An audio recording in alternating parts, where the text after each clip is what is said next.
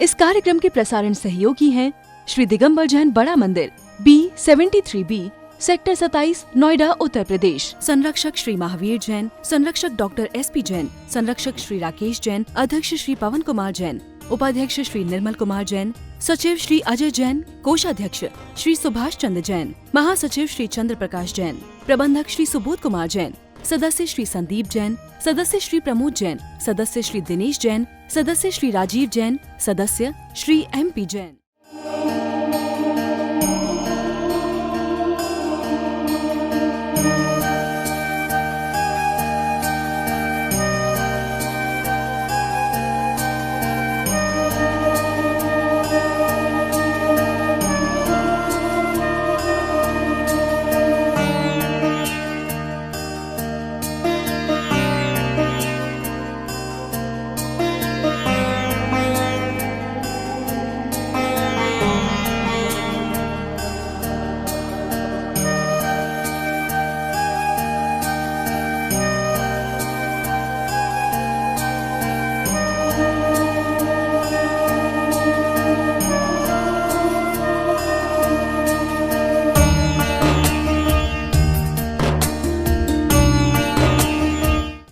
महानुभावों, जैनियों का सबसे बड़ा पर्व, यह यूं कहना चाहिए, जैनियों को जैन होने की पहचान कराने वाला पर्व, जिसके माध्यम से आपकी पहचान होती है कि आप जैन हो। नाम से जैन तो आप जन्म लेते साथ में हो, लेकिन काम से जैन पता नहीं आप कब होते हो। वैसे रेस्टोरेंट में जाते हो, यदि अभक्ष्य त्याग नहीं है और वहां पर उसका सेवन करते हो, तो कोई आप में और अन्न मतंबलियों में कोई अंतर नहीं होता। लेकिन जब कहीं पर भोजन चल रहा है, पार्टी चल रही है और वहां पर आपको जाना होता है और आप कहते हो कि मैं ये नहीं खा सकता, ये पी नहीं सकता क्योंकि हम जैन हैं, तो वहां पर सारे के सारे जैनियों का गर्व ऊंचा उठ जाता है, मस्तक गर्व से ऊंचा उठ जाता है कि जैन धर्म के लोग अभक्ष्य सेवन नहीं करते, अभक्ष्य वस्तुओं का इस्तेमाल नहीं करते। लेकिन शायद संसार में रहकर आप लोग ये काम 355 दिन नहीं कर पाते। लेकिन जब पर्वादिराज पर्युषण पर्व का आगमन होता है, तो आगमन शब्द में क्या है? आ, गा, मा और ना। आ को हटा दो तो क्या बचेगा? आ को हटा दिया जाए तो क्या बचेगा? गमन। गमन मतलब MP में कहते हैं महाराज जी का गमन हो गया, ऐसा कहते हैं। मतलब क्या होता है? बिहार हो गया, चले गए, गमन कर गए। तो यहां पर आए हैं गमन करने के लिए, गमन कराने के लिए। कौन आए हैं? पर्युषण पर्व आए हैं। क्या गमन कराने के लिए? आपके अंदर के जो राग देश है, आपके अंदर के जो कसाय भाव हैं, आपके अंदर की जो विकृतियां हैं, आपके अंदर की जो इधर उधर की उथल पुथल की बातें हैं, उन सबको गमन कराने के लिए यहां पर पर्वादिराज पर्युषण पर्व का आगमन हुआ है। और पर्वादिराज पर्युषण पर्व में परसों तक जो छोटा बच्चा चॉकलेट खाने के लिए चलता था, दुकान पर गोलगप्पे, पानी पूरी, गुपचुप को देखकर उसके मुंह में लार आ जाती थी, वह सामने से भी गुजर रहा है तो उसके मन के भाव विकृत नहीं हो रहे। क्यों? क्योंकि हमारा पर्व, जैनियों का पर्व, दशक्षण पर्व, पर्युषण पर्व प्रारंभ हो गया है। कहने को तो ये 10 दिन है, लेकिन ये 10 दिन नहीं बल्कि आपकी 10 जन्मों को सफल कर दें तो कोई बड़े आश्चर्य की बात नहीं। जैनागम में हर व्यक्ति के लिए कहा जाता है कि हिंसा को त्याज्य करो, अहिंसा को अपनाओ। ऐसा कोई जैनी व्यक्ति नहीं है जिसको ये संस्कार ना दिया जाता हो कि आप अहिंसा धर्म का पालन ना करो। लेकिन आज परिस्थिति बड़ी विकट है, जैसा मैंने एक दिन शाम को बताया था शायद, कि आज आपके सामने से कोई चींटी गुजर रही है तो आप उसके ऊपर पैर रखते हो क्या? नहीं रखते। क्यों? क्योंकि आप जीव दया का पालन कर रहे हो। काय का पालन कर रहे हो?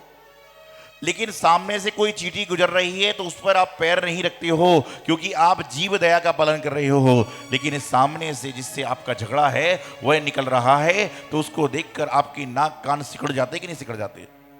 जो स्माइलिंग चेहरा है वह ऐसा मुरझा जाता है जैसे जीवन में कभी इसने हंसा ही ना हो। तो मैं हमेशा कहता हूं कि जीव दया का पालन तो नित्य प्रति करते हो, कभी कभी जीव दया का पालन भी करो। क्या? जीव दया का पालन तो नित्य प्रति करते हो, लेकिन कभी कभी जीव दया का पालन भी करो। जीव से भी दया करो। लोगों को गलत मत बोलो, लोगों के बारे में उल्टा सीधा मत बुलवाओ। ये क्या होगा? जीव दया हो जाएगी। जीव दया का पालन तो रोज कर रहे हो, लेकिन जो जिब्बा से दया करते हैं उनका जीवन अलग बन जाता है। आज पहला दिन उत्तम क्षमा। क्षमा समझते हो? कितने लोग को क्षमा पता है? बताओ। इतने सैकड़ों लोग बैठे हैं, क्षमा मालूम है किसी को? छोड़ो क्षमा। अच्छा, कितने लोगों को क्रोध मालूम है? अच्छा, आप में से कभी किसी को क्रोध आता है?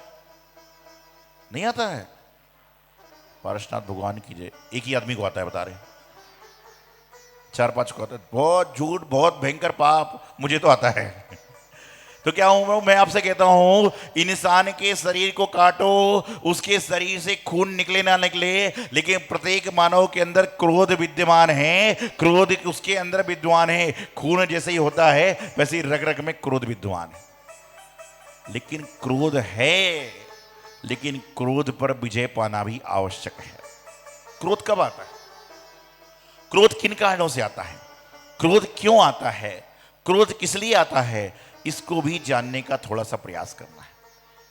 क्रोध कहने को तो मैं भी कह देता हूं, आप भी कह देते हो कि क्रोध का प्रारंभ अज्ञानता से होता है और क्रोध का समापन मूर्खता से होता है।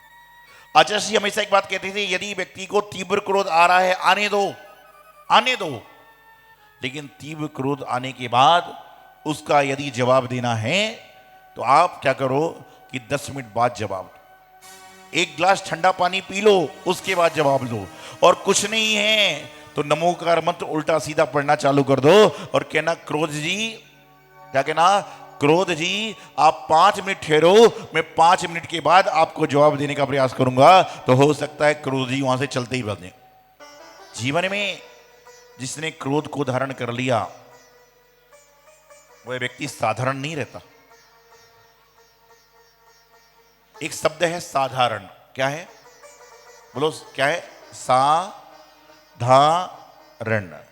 जो व्यक्ति क्रोध में आता है ना वह साधारण नहीं होता। साधारण नहीं होगा तो सा निकल गया, क्या बचा? धारण। उसने क्रोध को धारण कर लिया। साधारण व्यक्ति को जब क्रोध आता है तो उसने क्रोध को धारण कर लिया और धारण का धा निकल गया तो क्या बचा? रण बचा। और क्रोधी व्यक्ति जैसे रण में युद्ध होता ना वैसे ही युद्ध करना प्रारंभ कर देता, पता ही नहीं चलता। आपको पता है क्रोध और पानी, इनमें क्या समानता है? क्रोध में और पानी में क्या समानता है? बताओ, मालूम है किसी को? क्रोध देखा किसी का? क्रोध, गुस्सा देखा और पानी देखा, क्या समानता है बताइए? क्रोध और पानी, इन दोनों की समानता ये है कि ये हमेशा नीचे की ओर जाता है। क्रोध और पानी की समानता ये है कि क्रोध भी हमेशा नीचे वालों की ओर जाएगा और पानी पे से पाइप मारोगे ऊपर छत पे तो कहा जाएगा पानी भी नीचे नीचे की ओर जाए। कभी कभी ऊपर भी चला जाता है, आजकल उल्टा हो जाता है, पत्नी पति को डांट देती है, तो कभी कभी ऊपर लेके जाता है नीचे ही है।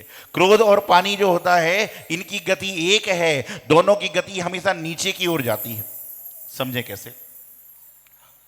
एक ऑफिस में, यहां बहुत सारे ऑफिसर लोग हैं, आपके जो आपसे बड़े पोस्ट के लोग होंगे उन्होंने कुछ उल्टा सीधा बोल दिया।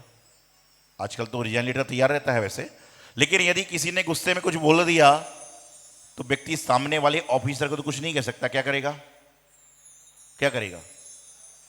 घर पे आएगा, घर पे आते ही साथ पत्नी उसको चाय का प्याला देगी, क्या कहेगा? चाय में इतनी शक्कर रोज डाल देते हो, क्या मुझे शुगर पेशेंट बनाना है? पत्नी सोचती है सुबह तो ऐसी तारीफ करके गए थे कि तुम जैसी चाय दुनिया में कोई बनाता ही नहीं है, पता नहीं क्या हो गया।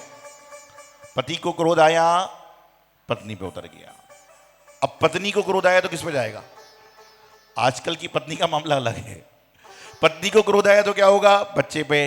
इतने में बच्ची स्कूल से दौड़ते दौड़ते आया और मां की गोद में चढ़ गया। अरे अभी क्या बच्चा है तू, अपने हाथ से काम कर। पति का क्रोध पत्नी पर, पत्नी का क्रोध बच्चे पर। बच्चे को भी तो क्रोध है, वो कहां जाएगा? बच्चे का क्रोध कहीं तो निकलेगा। तो बच्चे को क्रोध आया तो जो उसकी आया थी, काम वाली बाई थी, दूध लेकर आती थी, उसने कहा दूध पी लो, लो मैं दूध पिला देती हूं। रोज तुम ही दूध पिलाओगे, अब मैं बच्चा नहीं रह गया, अब मैं बच्चा नहीं रह गया। आया पे क्रोध, पति का पत्नी पर, पत्नी का बच्चे पर, बच्चे का आया पर, काम वाली बाई पर। अब काम वाली को भी तो गुस्सा आ रही है। आजकल के जमाने तो लेटर देती, मैं जा रही हूं। काम वाली को भी तो गुस्सा आ रही है। अब वो क्रोध किस पर निकालेगी? तो जिस दिन आपके घर के बर्तन और कपड़े ज्यादा साफ चमक रहे हैं, समझ लेना कि उसको गुस्सा आया है और उसे पटक पटक के, धनाधन पटक पटक के, रगड़ रगड़ के धोया है, इसलिए कपड़े बर्तन चमचमा रहे हैं। कि क्रोध नीचे नीचे नीचे की ओर जाता है। क्रोध की गति हमेशा निम्न होती है, वह नीचे नीचे जाएगा। अब बर्तन को तो क्रोध आ ही नहीं सकता, निर्जीव है। कपड़ों को क्रोध आ ही नहीं सकता, क्या करेंगे सारा का सारा। क्रोधी व्यक्ति कभी जीवन में सुखी नहीं होता। क्रोध करने से किसी का कुछ फायदा हो, नुकसान हो ना हो, लेकिन उस समय हमारे जीवन में हमारा नुकसान तो जरूर हो जाता है। और लोग कहते हैं यदि कोई क्रोधी व्यक्ति है, उसका थोड़ा सा रक्त निकाला जाए और यदि परीक्षण किया जाए तो तेजाब से भी ज्यादा खतरनाक क्रोधी व्यक्ति का रक्त हो जाया करता है। ऐसा क्रोध करने वाले जीवन का। लेकिन आज बात बात पर क्रोध है। क्यों? क्रोध होने का कारण यही है कि हम चाहते बहुत कुछ हैं और हमें मिलता थोड़ा है। इसलिए हमारे जीवन में क्रोध बहुत आ चुका है। और आज कौन सा दिन है? उत्तम क्षमा। कल से चालू हो गया होगा, क्षमा आ रहा है, ये आ रही है, वो आ रही है। क्षमा किससे मांगते हो आप? क्षमा की व्याख्या करूंगा पूरी। क्षमा किससे मांगते हो आप? किससे मांगते हो क्षमा? जिससे रोज मिल रहे हो, जिससे रोज मुलाकात कर रहे हो, जिससे सारा का, अरे क्षमा उससे मांगो जिससे तुम्हारी बोलचाल बंद है, जिससे तुम्हारा बोलना, अरे क्षमा भाव, क्षमा, ये क्या क्षमा भाव है? उससे तुम्हारा कोई बैर ही नहीं, तो क्षमा किससे होगी? क्षमा सच मायने में उससे मांगना चाहिए जिसके प्रति आपके मन में राग देश चल रहा है, संकल्प विकल्प चल रहा है। इसलिए हमारे जैनागम में जो हमारे तीर्थंकर थे, पूज्य आचार्य थे, उन्होंने बड़े अच्छे भाव रखे। जब पर्युषण पर्व प्रारंभ किया तो क्षमा से प्रारंभ किया, और जब अंत किया तो क्षमा वाणी पर किया कि क्षमा से चालू करेंगे और क्षमा वाणी पर समाप्त कर देंगे। आपको क्या करना है? आज क्रोध को त्याग का दिन है। आप लोग ये संकल्प तो कर लो कि दिन में हम इतने घंटे क्रोध नहीं करेंगे। ये तो संकल्प कर सकते हो ना। मैंने एक बार कहा कि सभी लोग नियम ले लो कि दिन में मतलब 24 घंटे में से 8 घंटे क्रोध नहीं करेंगे। 10 लोगों ने बड़े बड़े हाथ उठाए। मैं भी देख के हैरान हो गया, यार इससे बड़ा धर्मात्मा जीवन में कोई होगा ही नहीं। उसको देखकर उनकी पत्नियों ने भी उठा दिया, बच्चों ने उठा दिया। 40-50 लोग आदमी 2-2 हाथ उठा रहे हैं कि हम 8 घंटे 24 घंटे में से क्रोध नहीं करेंगे। मैंने उसको पीछे लगाने को हुआ। मैंने कहा समय क्या है? बोले सोने के बाद। मैंने पूछा क्रोध त्याग कब किया है? बोले 8 घंटे सोने के बाद। बोले आपने तो कहा 8 घंटे करो, तो सोते में क्रोध किसको आता है? सोते में देखो इस तरह के लोग होते हैं, बोले क्रोध का त्याग कर रहा हूं लेकिन सोने के बाद। और एक आदमी ने तो बड़ा दूसरा क्रोध का त्याग किया। मैंने उससे पूछा क्रोध का त्याग कर दोगे? बोले करूंगा, बिल्कुल करूंगा, 100% करूंगा। किसके सामने? बोले जिसके सामने मैं क्रोध नहीं कर सकता हूं उसके सामने क्रोध का त्याग। अरे आप देव शास्त्र गुरु के सामने क्रोधित हो जाते हो। मंदिर में भगवान जी का अभिषेक कर रहे हो, किसी का आपके साधर्मी का धक्का लग गया और आपने पीछे मुड़कर देखा, जान पहचान वाला है, कोई बात नहीं, कोई बात नहीं, कोई बात नहीं। और यदि कोई जिससे कभी थोड़ी बहुत नोकझोंक हुई वो है, तो मैं इसलिए मंदिर नहीं आता हूं, मैं इसलिए मेरे मन में अभिषेक के भाव नहीं होते, इसलिए मेरे पूजा करने के भाव नहीं होते कि मुझे तो हमेशा धक्का लगाते हो। भगवान 3 लोक के नाथ। उस वेदी में जाने के बाद आप सिर्फ भगवान के पुजारी हो। इस मंदिर में प्रवेश करने के बाद आप सिर्फ क्या हो, भगवान के भक्त हो। आपका कोई नाम नहीं, गांव नहीं, कोई ड्रेस नहीं, कोई एड्रेस नहीं। आपकी पहचान ये है कि आप भगवान के भक्त हो, भगवान के पुजारी हो। और जो भगवान के पुजारी हैं उनसे क्या गुस्सा करना है, कोई बात नहीं भैया। कोई ज्यादा दिक्कत में बोला तुम अभिषेक कर लो, मैं पीछे खड़ा हो जाता हूं। गुरुदेव कहते थे कि प्रतिमा जितनी पुरानी होती है उतना उतना वह कहते चमत्कारी हो जाया करती है। तो जितने लोगों के अभिषेक के बाद तुम अभिषेक करोगे तो तुमको उनका भी पुण्य लग जाएगा, उनके जो आकुलते भाव वो भी समाप्त हो जाएंगे। लेकिन नहीं, अभी ऐसा माहौल होगा कि जो मंदिर में कभी दर्शन करने भी नहीं आता ना, वो धोती लगा के सबसे पहले भगवान के पास खड़ा हो जाएगा कि इससे बड़ा धर्मात्मा पुण्यात्मा कोई नहीं। कोई बात नहीं, उसको भी अवसर दीजिए। मंदिर में गुरु के पास आहार दे रहे हो, किसी ने कुछ कह दिया, टमाटर का जूस कम लाल है लेकिन चेहरा इतना लाल हो जाता है मत पूछो सारा। अनार का जूस भी फेल हो जाता है उस समय। अरे भाई, यदि तुम क्रोधित परिणाम से मुनि को आहार दोगे तो उनके भाव कैसे होंगे। क्रोधित परिणाम से यदि किसी को गंदुदक दोगे तो गंदुदक लगाने वाले का क्या होगा, कहते ना निर्मलम, क्या बोलते हो, निर्मलम निर्मलीकरण, ऐसा कुछ कहते ना। काय का निर्मल होगा आदमी जब उसका परिणाम ही निर्मल नहीं है तो जीवन कैसे निर्मल होगा। तो इसलिए हमेशा ध्यान रखें, क्रोध को त्याज करना है, क्रोध को समाप्त करना है। गुरुदेव हमेशा कहते हैं कि क्रोध जो है वह कभी भी कहीं भी किसी भी समय आ सकता है और क्रोध से कोई अछूता नहीं है। आप भी नहीं हो, हम भी नहीं हैं। लेकिन गुरुदेव एक बात और भी कहते हैं कि बोले संत को या तो क्रोध आता नहीं और आ भी जाए तो वह समझ लो दया में बदल जाता है। परसों में शाम को बता रहा था कि एक व्यक्ति को मैंने कुछ बोल दिया तो सारे के सारे हजारों लोग महफिल में बैठे थे। वो बोले ये बंदा अब महाराज जी के पास कभी नहीं आएगा। हजारों लोगों ने महाराज ने उसको डांट दिया। एक सच बात बता रहा हूं, मेरे साथ हुई है जो। वो फिर आ गया आधे घंटे बाद, चांस की बात है, फिर मैंने उसको कुछ कह दिया, वो फिर गया, फिर आ गया आधे घंटे बाद। लोगों ने उससे पूछा यार तुझे कुछ बुरा नहीं लगता है, महाराज जी ने तुम्हें इतनी जोर से बड़े मंडप पे डाल दिया, चांस की बात माइक भी चालू था, सबने सुन भी लिया। तो उसने बताऊं क्या जवाब दिया। बोले भाई मैं तो अपने आप को नसीब वाला, पुण्यशाली, भाग्यशाली, सौभाग्यशाली समझता हूं। बोले क्यों? बोले हाथ उठाकर आशीर्वाद तो सभी को नित्य प्रति देते हैं, लेकिन क्रोध गुस्सा उसको करते हैं जिससे उनको अपनापन होता है। जिसको अपना समझते हैं उसी को क्रोध करते हैं, लेकिन क्रोध में नहीं रहते हैं। उसने भी बता दिया था। तो क्रोध करो, लेकिन इसका मतलब ये नहीं है कि बोले महाराज ने कह दिया अपनेपन वाले क्रोध करो तो घर में कुछ और चक्कर चालू कर दो। बताइए, व्यवस्था बताइए, समझाई है तो समझने की बात करना है, जानने की बात करना है। तो अपने जीवन में हमें उत्तम क्षमा को धारण करना है। क्षमा जो है वह क्रोध को समाप्त करने पर आएगी। जितना जितना जीवन में हम क्षमा को धारण करेंगे उतना उतना हम वीर बनेंगे, वीर पुरुष बनेंगे, भगवान महावीर स्वामी के हम वंशज बनेंगे। जब ही आपके जीवन कल्याण होगा।